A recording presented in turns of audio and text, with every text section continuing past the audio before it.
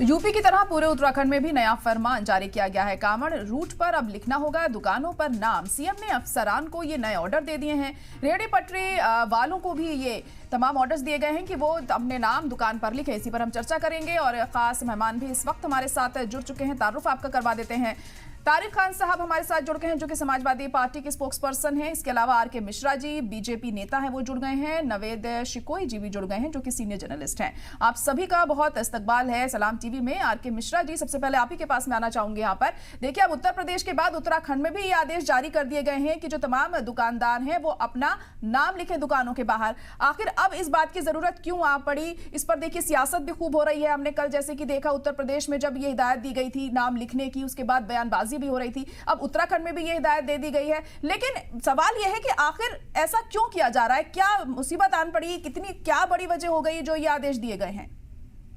जयरा, देखिए यहाँ पर केवल सियासत ही हो रही है। देखा है आज जिस तरह से 2-3 दिन के अंदर में जिस तरह से इस विषय के ऊपर में चर्चाएं हो रही और जो नेता जिस उनकी टिप्पणी आ रही है, बड़े बड़े नेताओं की टिप्पणी आ रही है, मुझे लगता है इतना सियासत करने की जरूरत ही नहीं है। यहाँ पर एक चीज ने देखा होगा, एक पारदर्शिता होती है, एक पाखंडिता होती है। यहाँ पर जितने भी सियासत करने वाले लोग हैं, मुझे लगता है पाखंड ज्यादा कर रहे हैं। उसकी वजह क्या है? अभी ओवैसी साहब का मैं टिप्पणी सुन रहा था। अरे भाई, आपने क्या कहा? एक यात्रा को आप इस तरह से महिमा मंडन करेंगे, मतलब विशेष बनाने की कोशिश करेंगे।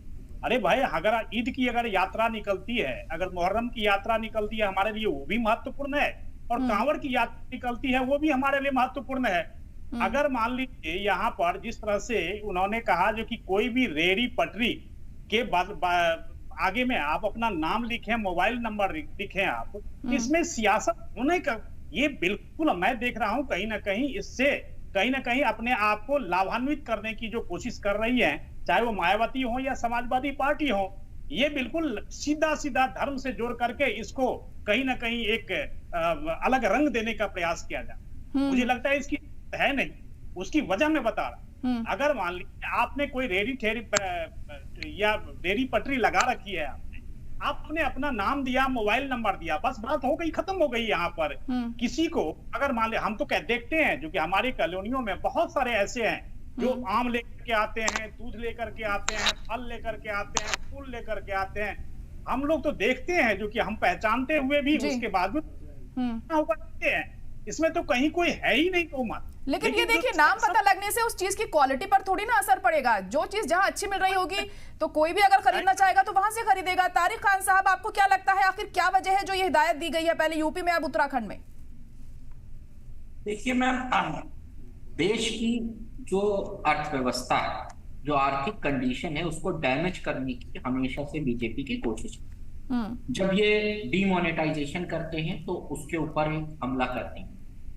जब ये जीएसटी जैसे कानून लेके आते हैं, हमला करते हैं। उसी के क्रम में ये नया हमला है। कैसे? एक गरीब आदमी है, वो आम बेच रहा है, फल बेच रहा है, सब्जी बेच रहा है, वो हिंदू या मुसलमान है,